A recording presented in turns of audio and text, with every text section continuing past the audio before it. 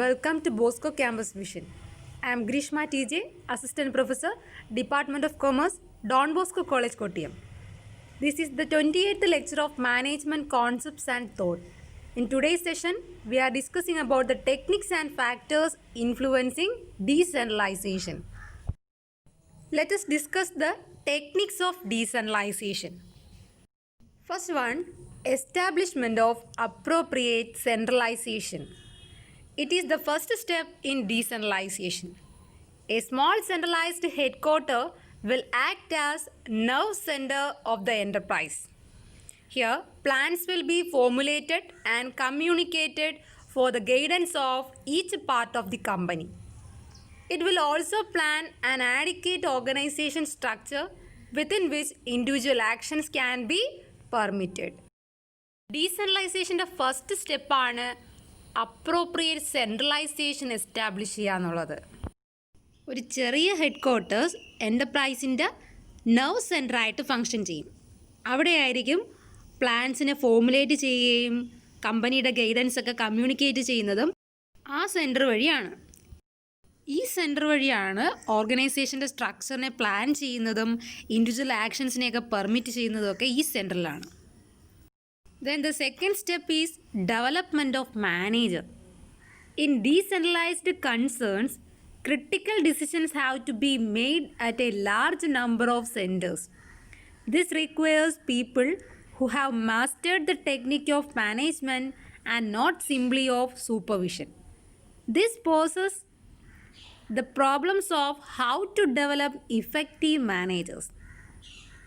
Thus, it is essential to reinforce training in classes by coaching them on jobs, by allowing them to make decisions and to learn through committing mistakes.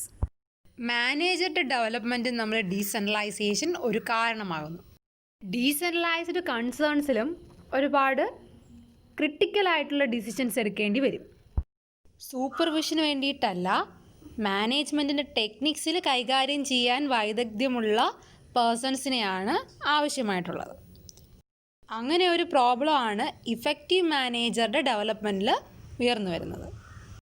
അവരെ ഉയർത്തിക്കൊണ്ടുവരാൻ വേണ്ടിയിട്ട് class vice ആയിട്ടുള്ള training കൊടുക്കുക, അവരെ ജോലിയിൽ പരിശീലിപ്പിക്കുക, അതുപോലെ തന്നെ decision മേക്കിങ്ങിൽ participate ചെയ്യിക്കുക, അവരെ കൊണ്ട് മിസ്റ്റേക്സിലൂടെ അവർക്ക് പഠിച്ചു വരാനുള്ളൊരു സാഹചര്യം ഒരുക്കി കൊടുക്കുക.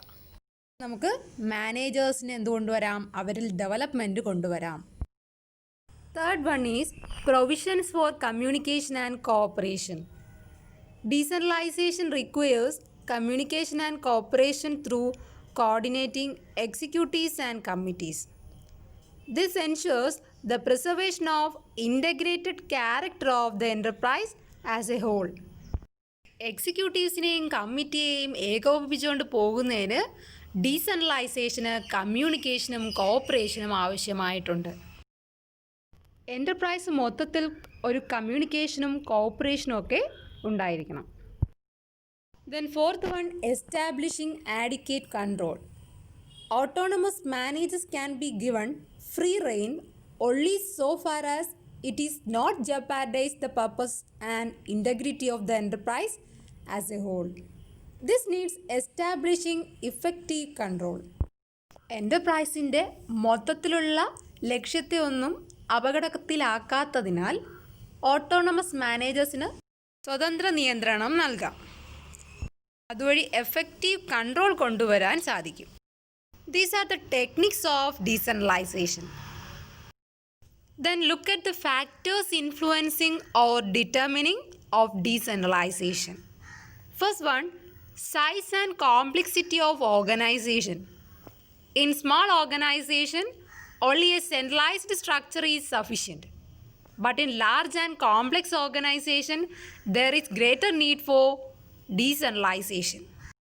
ഒരു ഓർഗനൈസേഷൻ്റെ സൈസും കോംപ്ലക്സിറ്റിയുമാണ് ഡീസെൻട്രലൈസേഷനെ നിശ്ചയിക്കുന്ന ഫസ്റ്റ് ഫാക്ടറായിട്ട് നമുക്ക് പറയാനുള്ളത്. സ്മാൾ ഓർഗനൈസേഷനാണ് എങ്കിൽ സെൻട്രലൈസ്ഡ് സ്ട്രക്ചറാണ് കൂടുതൽ അഭികാമ്യം.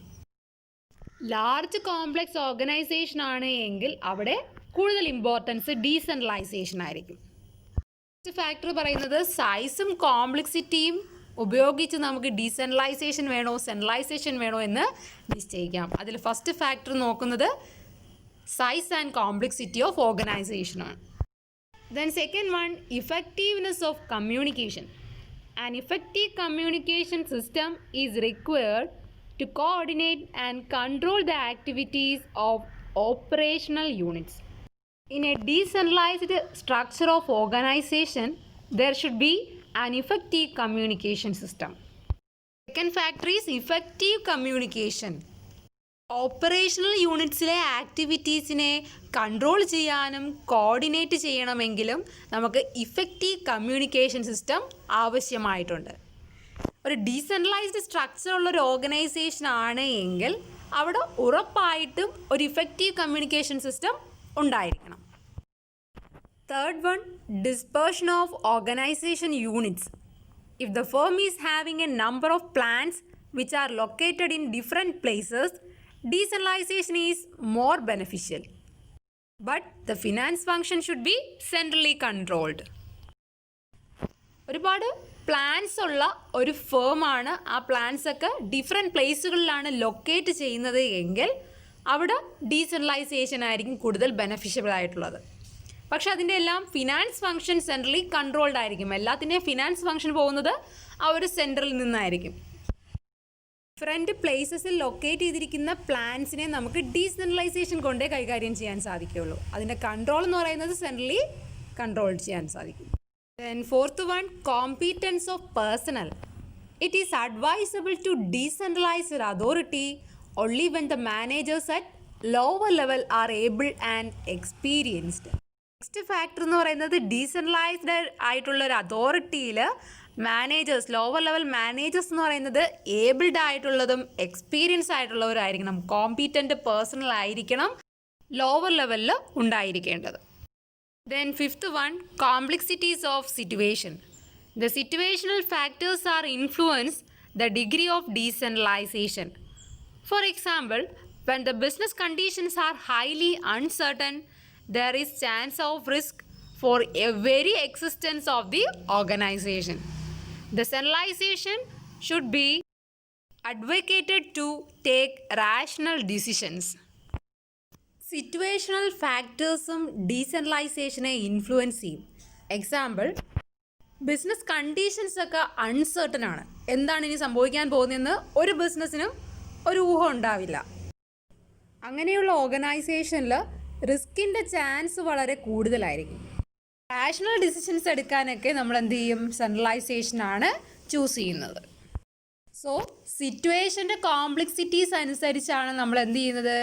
ഡീസെൻട്രലൈസേഷൻ വേണോ വേണ്ടയോ എന്ന് നിശ്ചയിക്കുന്നത്. The next point, degree of diversification.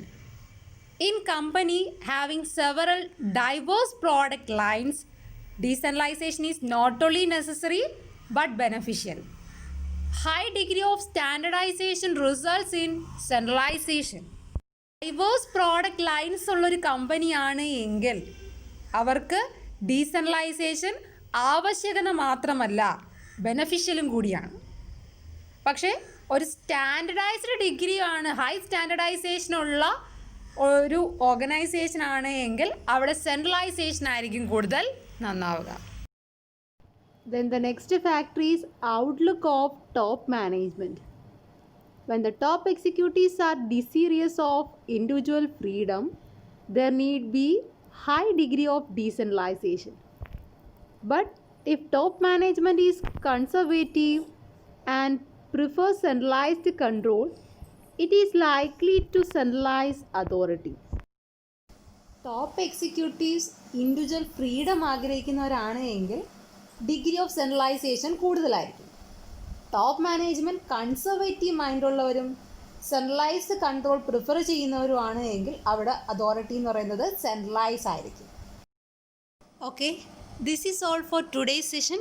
Thank you for listening.